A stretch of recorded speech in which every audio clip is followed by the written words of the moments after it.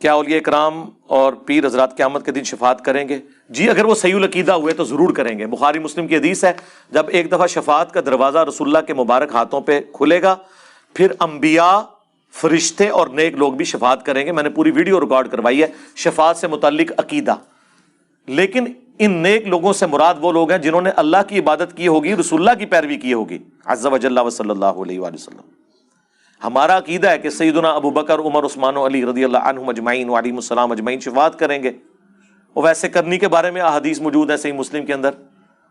ہمارا عقیدہ ہے امام بخاری، امام مسلم یہ وہ لوگ ہیں کہ جو اللہ کے ان اولیاء اللہ میں شامل ہیں کہ جو شفاعت کرنے والے ہوں گے۔ بالکل، ہمیں تو اختلاف آپ کے ان بزرگوں سے ہے جن کے عقیدوں میں شرک ہے، جن کی تعلیمات قرآن و سنت کے خلاف ہیں۔ ہم ان کے بارے میں، ہم تو ان کو بزرگ ماننے کے لیے تیار ہی نہیں ہیں، توہین نہیں کرتے، لیکن چونکہ ان کی کتابیں واحد تعارف ہے ان کا، اور ان کتابوں میں گستاخیاں ہیں، ہمارے ایمان کا تقاضا ہے کہ جن کی کتابوں میں گستاخیاں ہیں اور اس کے علاوہ کوئی ان کا تعارف نہیں ہے، ہم ان کے بارے میں قطعاً انہیں اولیاء اللہ ماننے کے لیے تیار نہیں ہے۔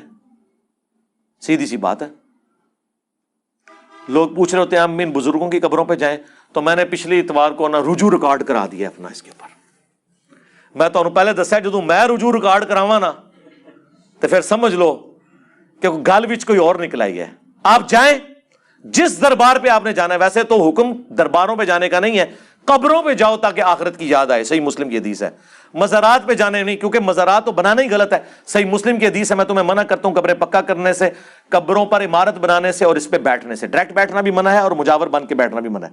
پھر بھی اگر آپ کو شوق ہے ضرور جائیں، لیکن ایک ریکویسٹ ہے اس شرط کے ساتھ، وہاں بلند آواز سے آپ نے، آج تک تو آپ ان کو پکارتے تھے نا مدد کے لیے، اب آپ نے بلند آواز سے کہنا ہے اے اللہ جو یہاں بزرگان دین دفن ہے، اے اللہ ان کے سارے گناہ معاف فرما، اے اللہ ان کے چھوٹے گناہ، ان کے بڑے گناہ، ان کے وہ گناہ جو انہوں نے چھپ کے کیے عوام سے، جو لوگوں کے سامنے کیے، ہاں سارے معاف کر دے۔ اے اللہ ان کی قبر میں کیڑے نہ پڑے، اے اللہ ان کی قبر کے اوپر اژدہا مسلط نہ ہو۔ ہاں تو یہ کیا غلط دعائیں ہیں؟ یہ وہ ساری باتیں جو رسول اللہ نے ہمیں فرمائی ہیں، اور جن کی قبروں کے ساتھ یہ نہیں ہونا وہ ستے وچ مدینے صحابہ کرام اور اہل بیت کے بارے میں ہے، باقی تو کسی کے بارے میں نہیں ہے۔ کون شخص یہ دعویٰ کر سکتا ہے؟ کیا ہم عذاب قبر کی کے اگینسٹ اللہ کی پناہ کیا صحابہ، تابعین، تبع تابعین نہیں مانگتے تھے؟ بخاری مسلم کی حدیث ہے، نبی علیہ السلام نے حکم دیا ہے 4 چیزوں کے شر سے تشہد میں اللہ کی پناہ مانگو، اور مسلم کے الفاظ ہیں، طاؤس تابعی کہا کرتے تھے میرے نزدیک جو یہ دعا نہیں مانگتا اسے نماز دوبارہ پڑھنی چاہیے۔ اندازہ کریں اتنا سخت رویہ تھا طاؤس تابعی ابن عباس کے شاگرد کا، اور امام مسلم نے صحیح مسلم میں نقل کیا ہے، وہ کہتے تھے جب نبی نے حکم فرمایا تو نماز دوبارہ پڑھے جو یہ دعا نہیں مانگتا تشہد میں، اللہم انی اعوذ بک من عذاب جہنم ومن عذاب القبر ومن فتنة المحیا والممات ومن شر فتنة المسیح الدجال۔ 4 چیزوں کے شر سے اللہ کی پناہ مانگنا، اس میں عذاب قبر سے پناہ نہیں ہے۔ اور یار اگر نبی علیہ السلام عذاب قبر کے اگینسٹ اللہ سے پناہ مانگتے ہیں جو کہ قطعاً جنتیوں کے امام ہیں، تو تواڈے بابے تے شے ہی کوئی نہیں، ان کے اوپر تو کوئی گارنٹی نہیں ہے، کرے نا۔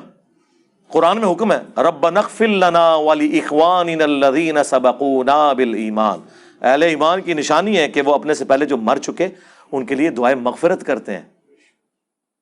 تو ٹھیک ہے، صحابہ اور تابعین جو صحیح العقیدہ ہیں، جن کے فضائل احادیث کے اندر آئے ہیں، اہل البیت کے فضائل احادیث کے اندر آئے ہیں، ان کے تو درجات کی بلندی کے لیے آپ دعا کریں، لیکن باقیوں کے لیے تو یہ دعا کریں، ان کے لیے بھی ویسے ہی کریں تو کوئی حرج نہیں ہے۔ لیکن اگر کسی کو زیادہ کوئی حیض ہے تو آپ جن کے بارے میں کلیم کیے ہوئے ہیں تو ٹھیک ہے، جائیں کریں، ضرور کریں۔